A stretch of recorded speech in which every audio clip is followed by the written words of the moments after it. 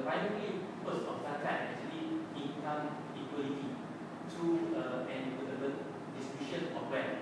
So means that reducing the gap wealth between the rich and the poor, and promoting of stable economic growth through investment, employment, and balanced consumption. And this is the zakat beneficiaries. We can divide into 8. First, fakir, miskin, amir, mu'alaf, al-riqab, al-gharimin, fi sabilillah, and the last one is ibnu sabil. And in Malaysia, zakat is a social institution and instrument to improve the Muslim socio-economic welfare has been acknowledged. And the establishment of zakat collection and distribution unit and the appointment of zakat official at the state, and this is to implement zakat rules and regulation for the first project in zakat and social institution in Shawwal 2007. And okay, next. The objective of this study is first to analyze the technical, locative, and cost efficiency of zakat collection. Secondly, to analyze the technical, locative, and cost efficiency of zakat distribution. And the last one is to inspect the overall technical, locative, and cost efficiency of zakat management. So, this scope of the study. So, I have created model for measuring efficiencies and collected relevant data from the Zakat Selangor for the past 11 years, start from 2001 to 2011. And why we choose Zakat Selangor? Because it has the biggest collector, almost 25% of nationwide collection. This is the significance of the study being a conversion in Islam, and any discrepancies received in management will be very good name of Islam. And therefore, the study will be on interest to the stakeholder of zakat, governing institutions which include first the government or state Islamic interest sponsor, second employee of zakat bodies, third is asnaf, fourth zakat contributor, the last one, the most important thing is Muslim as a whole. Okay, this is a bit brief about the history of Maiz. Okay, the Zakat Selangor objective, the most important thing we can take it from here, achieve optimal efficiency with minimum cost. So that's why we are here. Okay. Next. Okay. This is the zakat distribution curve and zakat collection graph in the year start from 1994 up to 2010. So I pass to Susuman to continue. Assalamualaikum warahmatullahi wabarakatuh.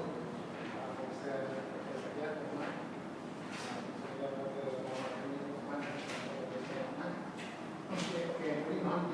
For my part, I shall present on the literature review and the methodology.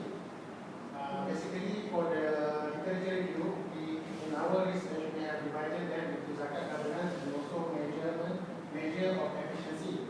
So basically, from our review, we noted that many of the literature review that are focused on the zakat governance side, i.e., on whether how efficient in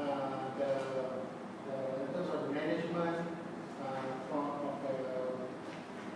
how the administration and also is the other inputs of the survey and how it relates to efficient. So basically, in our review, we are more focusing on the efficiency of zakat collection and distribution. Basically, so I just touch on this zakat governance. So first we have the CAF.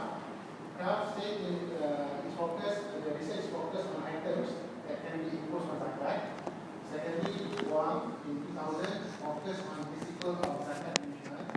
Rahman in 2007 effective zakat integration into mainstream Islamic management. There's another one zakat Fatah and Rahman we left out in the presentation. Next is Jihata 1994, Bruce governing the utilization of zakat and also focus on the framework for utilization of zakat in social economic goals. Next we have Idris and Ayub 2002. The study focused on influence to the employees on Zakat compliance, which are attributed by understanding, knowledge, and attitude. No, in 2004, this the research focus on level of religious beliefs and religious education influence on Zakat compliance. Next, we have Wahid. In 2005, noted that Zakat payments are influenced by gender, marital status, income, and expenses. So basically, these are the 7 literature review on Zakat governance, which we are not really focusing on. So these are the one. The next one is efficiency measurement, which our study basically interested. First, we have Federal in 1957. Federal found that they found the first introduction of 2 components, i.e., technical and administrative efficiency. There is also Liechtenstein in 1966, focused on operation aspect, where people work neither as hard nor as effectively as they could when he do the study on efficiency. So basically, he noted that the operation aspect, people work neither as hard nor as effectively as they could. Next, we have the same. In 2000, conducted study using DEA on transport department automation, which we are not really interested at the moment. So next, we have Zakat and use DEA to measure farming efficiency on farm size and tenure. DEA is the methodology that we are going to use in our research. Next is Ibrahim and Saleh in 2006 used a stochastic frontier model to examine performance of local governments, namely city councils, municipality, and district councils. These are also relevant because it relates to non-profit organization, which is related to lembaga zakat. Next, the next one is our core literature, i.e. by Nur Azila and Abdul Rahim, 2011, which was that the use of DEA as the most suitable framework to analyze efficiency and governance. Next is Berber and is 2011. Berber is also our literature review, main literature review, which suggested a 2-stage DEA in measuring efficiency of non-profit organization. So Berber argued that separation of the fundraising from the function from the product delivery will give clearer efficiency analysis. So Berber DEA, 2-stage DEA is going to be discussed further in our presentation. Next, we have Ismail and Ibrahim who conducted studies on efficiency of banks. This one we are not really looking into deeply. The rest is also basically focusing on banks by Muhammad Saeed, Chen Scully, and Brown, and Stout in 2010. They are basically focusing on banks, but not Zakat or non-profit organization. So basically, but they are basically our literature group as well. Okay, next we go to the methodology for our research study. I shall try to go slowly on this. Basically, for our research, we are using data and relevant analysis. Basically, data and relevant analysis is calculate the efficiency, which is represented by the formula weighted sum of outputs divided by inputs. Again, it is a comparative between the output and input. If the output is more than the input, that means it is going to be efficient. So the basic assumption here, if one decision-making unit can produce Y of output utilizing X of input, then other similarly and use and the decision-making unit is expected to perform at the same level if they are efficient. Next. So basically, in order to do our method of study, we are using some data source. Our main data source comes from the Lembaga Zakat Selangor, whereby we based on their annual reports for collection and also distribution from 2001 to 2011. We also take their bulletin, monthly bulletin, and also some information from their website, i.e. zakat.com.my. So in order to, from this source, we measure the Lembaga Zakat efficiency of collection, i.e. we treat the number of amils, number of branches, number of agent banks as the collection center, and also the cost of collection, the portion whereby the portion taken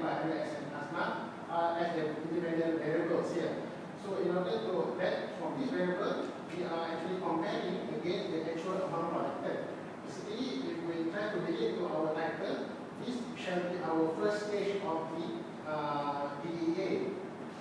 Next, we have for efficiency of distribution, the inputs in our study we identified as the amount collected, i.e. coming from the first stage, the cost of distribution, i.e. the cost of holding ceremonies where zakat are distributed, and also the number of staff manning the distribution, i.e. working in the department of the zakat. So the actual amount distributed shall be the input here. So this is basically the second stage. So basically we are slightly trying to do research slightly different from other study, i.e. in terms of zakat, whereby where the rest, the earlier literature review basically focus on direct, meaning that they are input, which is can be the number of amils, cost of distribution, and their output is basically the amount collected and the amount distributed. So we are doing this slightly different here, and i.e. we say that the collection is also the output, but there are input coming from it, and also the data collected can become an input as well in the second stage, whereby the output is the amount distributed.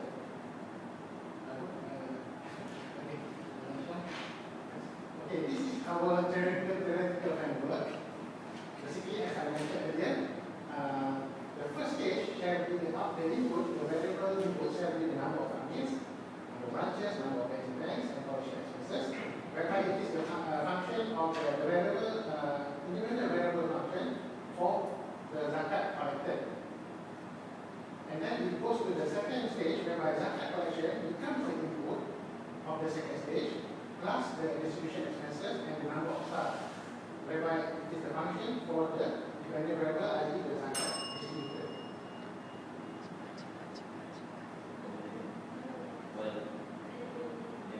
Okay, moving on, basically this is the more pictorial framework of the zakat collection, i.e. in this case the input of amil, i.e. the physical type, compared to the zakat collection, and we treat this as the technical efficiency. The collection expenses, i.e. the monetary side, compared to the zakat collection, we treat it as the allocated efficiency of zakat. Then combine them together, we compare again the zakat collection, and we treat that as the zakat collection cost efficiency. Next, we have the zakat distribution efficiency. The number of staff shall be the input compared to the zakat distributed, and that will be treated as technical efficiency.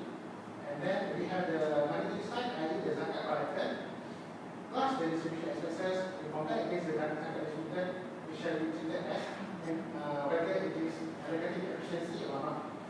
These two, staff and zakat collected, distribution expenses combined to become the and compare against zakat distribution, and then to determine the distribution cost efficiency. And then to extend further, we do the overall efficiency framework, whereby we combine them together in order for us to compare this overall efficiency against the earlier ones that I mentioned earlier. So this is our variable proxies. Basically, for the independent variable, we take as the number of amils and staff, number of branches, number of banks as the variable, and the proxy is basically variable, number of branches, and also fundraising and variable expenses. And these are the source of our research. And the output is zakat collection and zakat distribution.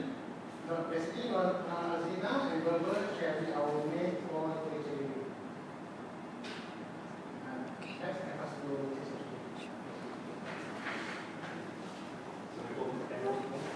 Try to go very fast because we have short time. Basically, what we've done is we take all the data just now and run it through the data with the DEA subsolver, and this is the result. For technical efficiency of collection, we have the efficiency is expected on the 2210 and expected 11 of number. And the least technical efficiency in the collection in 204 in allocative efficiency. They are very efficient. They are 100% efficient in 207, and the cost efficiency they are efficient in 207, 2009, 2010, and 2011. So next, what we do is we find out what are the gap or the underutilized portion or underutilized resources that they have. For instance, I can look at in the years that they are not efficient. When they are efficient, they are all fully utilized. But when they are not efficient, in terms of say in 2009, technically they should only have they should only have 252 amils. They have 27, therefore they have 35 amils which are underutilized. So basically that's the gist. But when I do the comparison between the difference and the actual input that they have, it does show that they have an uptrend, meaning that they are showing an improvement in their efficiency as we go towards 2011. This is for technical efficiency of collection. Next, we look at the unlimited efficiency, the same thing, they are only efficient in 2007, and you can see another portion that they should have is this target. This is the portion that they actual input. And when we see other portion is within all the collection, the amil portion, we take it as the one that they use to as a source for collection. That part. It is a cost to them, the cost to the Zakat Institute in trying to get collection. So what it shows like just now, this is the portion that they target, this is the portion they actually use. So if you see in 2011, they should actually be able to collect that much of income or collection by using only 46, but they actually have 49 million of amil portion to use. Okay. Let's see more. This is just when I do the graph, it does show a downward trend, but actually next is it's speculative, but we don't know the actual amount that they actually the actual amount used for exactly for collection. Because they say, according to RZS, the collection is the amil portion is also used for R&D, for promotion, and for marketing. So you don't know which portion that they use exactly for. So when they have this different kind of utilization of the funds, so they use it will be shown clearly. So we will just forget that for a while, because if you look at the other results, the cost efficiency, when we took everything in when we take into account the amils and all the other portions, we still have the differences. But if you look at the graph, the portion which is the amil portion is not as significant as the difference we say that the physical input. The portion is more monetary input. The physical input meaning the amil, the ancient banks, the branches, number of branches they have. So that electric movement just now doesn't look as significant as the rest. So what we did is to find out whether to come to a conclusion whether they are efficient or not. So we just do a mean and standard deviation of the results.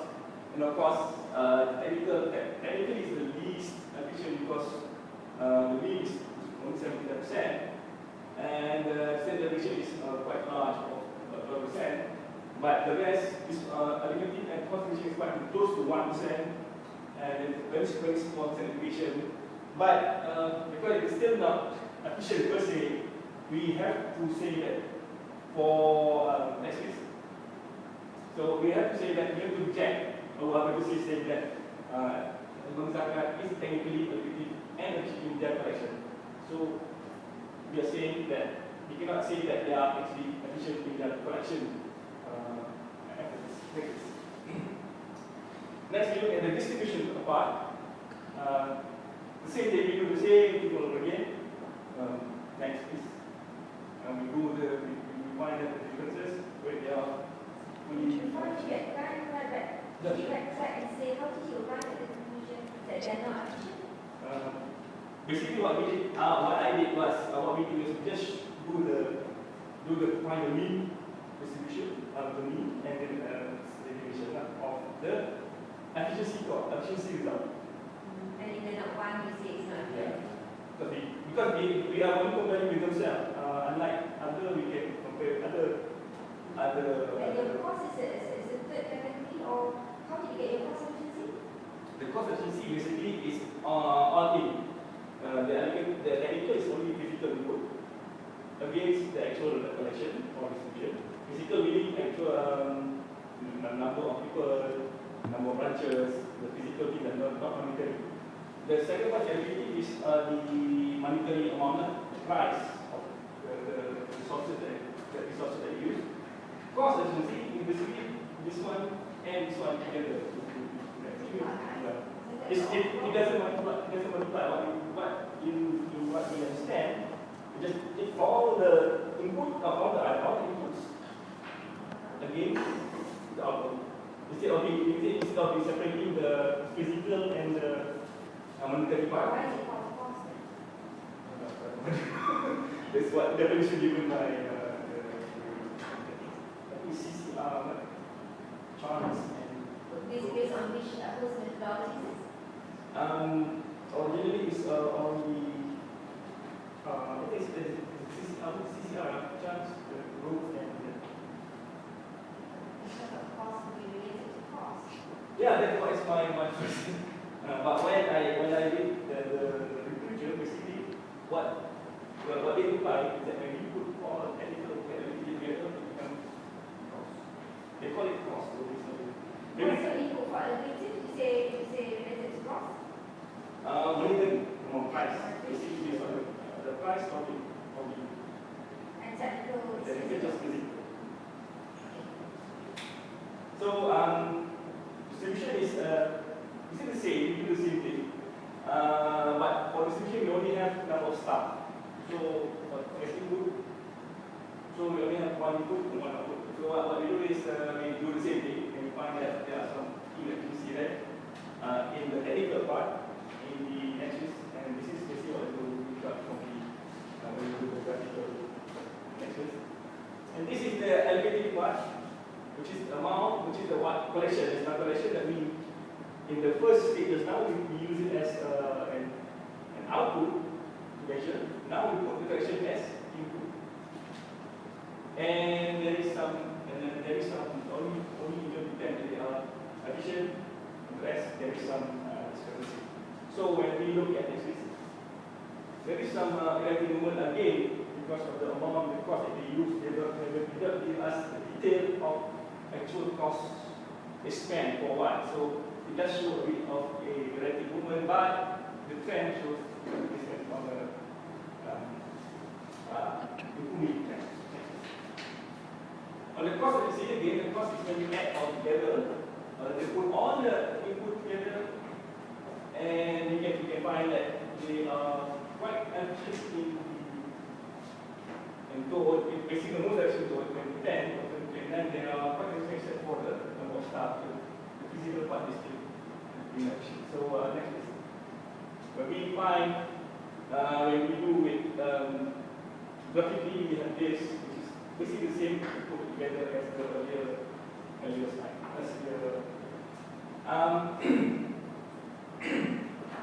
So we can see that the physical input seems to be the variant of LZS. The amount of people, the amount of manpower that they use is the one that gives the biggest discrepancy when as compared to monetary inputs. And when we do the mean and standard deviation to find whether they are how close they are to the efficiency, we find that the technical efficiency has a lower mean and wider mean. Again, the technical side, the physical one is actually the one that is least efficient in LTS. It is quite big in the deviation. Although this is actually lower than what they call like collection result from standard deviation. So again, we cannot get one, so we cannot really accept that they are technically relative or cost efficient in the distribution. So that's next last one. Okay, that was stage 1 and stage 2. We are now the 2-stage thing. What we did, just to compare, we did everything in a normal way, or the normal way, the usual way. We just take all the inputs against all the outputs and find the result. And what we get is that they are technically they are not efficient, but effective and cost they are perfect. So what we find is that not using the 2-stage might be okay. We have to accept that. Using that overall, you can accept that it is addition, except the technical or the physical part is addition. But next is it seems to be misleading because when we look at it, we look at each source. There is for technical is below there is urgent access. There is actually some discrepancy here, but because we look all together, I think the efficiency of distribution overshadowed the rest, which makes both cost and allocative becomes efficient. So we think that the verbal framework with 2-stage is better, especially for non-profit organization. Okay, next is. We did say that was actually overall, okay, when we do stage, the 2-stage one, we separate the collection function, and then we take the collection one, we put it into the second stage, to put it and do the EA on the second stage as discounted distribution. So we get 2 different functions, we are separating the 2 functions. But in overall, we just take all the input that we found and go against the output, both output in the collection and the distribution. So it's just one line instead of having 2 stages. But if we get the same DMD, same decision-making units, how can you say that the distribution inputs and the collection and distribution inputs are different? They are the same. Okay, what? People who start, collect, how do you differentiate between, in the first place, the input for collection and the input for distribution? Are they the same people? Basically, they are the same people. Because we do not, one thing that we cannot get from them is when we ask for the differentiation, to differentiate how many of the staff actually is in charge of. Although when we look at their organization chart, there is a department for collection, department for distribution. But when we ask how many of them, each of them, they are evenly.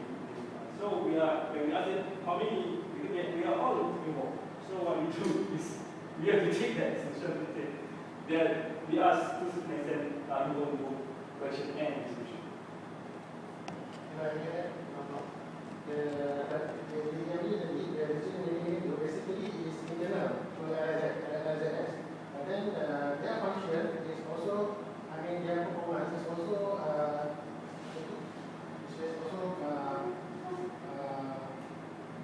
dependent on the number of amils, and also the collection agencies like banks and the branches. The branches also have the impact on the decision-making unit, which is centralized here, but the branches is always run. So that's how it relates to the different, although they are so-called same with DMU, but it's actually they are depending on these factors. Sorry for the premature question. Basically this is the overall, I'm not trying to say that overall it's quite misleading because actually there are some discrepancy or under-interpreted sources here, which, but it is, when you do the EA, it looks like it's all 100%. Okay, let's use the concentration again, we will do all over again because there is discrepancy here, but the result of the EA is 100%. one. So we're saying that the two states is better because we can actually separate the two functions. Or to test or to see, to gauge which one is more efficient. So in conclusion, of course, we are aware that there are other factors that can include the physical input, because the physical input is the one that is actually giving a lot of efficiency there. Because even we have the number of branches, the number of agents, if they are not aware of the existence of these places, so they are not, the collection may be not so high, so the efficiency will be low. But according to Zeldin, he has mentioned, if you look at that, there are 4 factors that can influence zakat payment. The demographic factor, whether you're married or a woman or married, self-function basically is your faith or iman sendiri, kemudian sendiri issue. So the question for zakat distribution, this is part where the people have the perception that zakat distribution is well, it's efficient, people will be more ready to pay zakat, and of course the knowledge of zakat control income, how much to pay, and the more awareness. So they already say that we must make more awareness programs, and there must more homogeneous regulation all over the country for regulation, and have more professional people in the zakat collection in zakat management and distribution.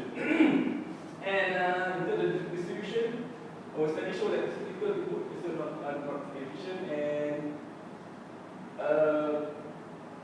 because we don't have the actual breakdown of it, so we need, perhaps if we have more details, we may have a clearer picture of because for one thing,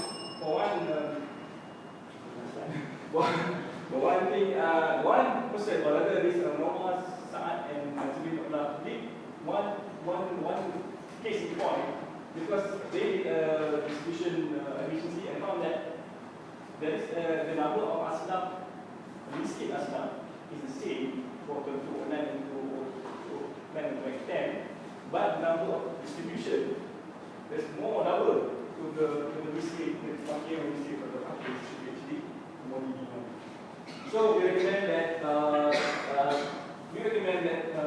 zakat should be more transparent. They should not be afraid of anything. They are actually the trustee of owning our money. And furthermore, but we do see that Jawhar, the suggestion of Jawhar, there is a positive move, but I think some improvement will be made. They need to have more proactive role to actually have a